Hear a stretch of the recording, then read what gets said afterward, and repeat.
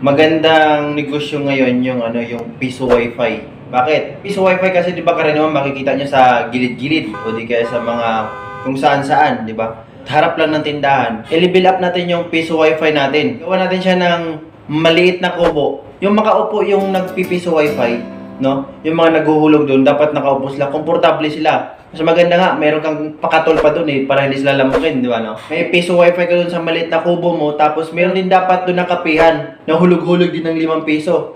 Tapos, meron ka rin dapat doon na window machine. Hulog-hulog lang din, no? May mga biskwit doon, kung anong meron nung ibibinta mo doon para lang may makain sila habang nagwa-wifi sila, naglalaro sila, may ka-video call sila sa mga mahal nila sa buhay, yung mga ka-LDR, no? Dapat i-level up natin yung piso wifi. Meron kang piso wifi, lagyan mo ng maliit na kubo na may maupuan sila lahat. Kung sinong gusto mag-piso wifi.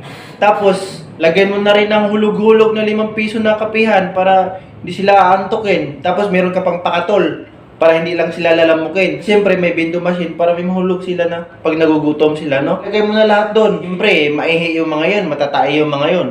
Gawa ka ng maliit na CR, portable CR, no? Para lang sa kanila. Lagyan mo lang ng rules doon na ganito yung gagawin nyo para hindi naman tayo babaho. Sa mga sunod na araw, magamit pa tayo at comfortably. No, mga ganun, no?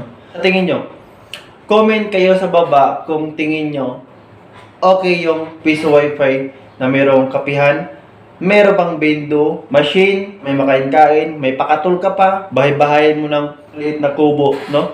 Para komportable. At least sa tatlo na yon, kumikita ka. Tingin nyo, paki-comment sa baba. Yun lang. Bye-bye!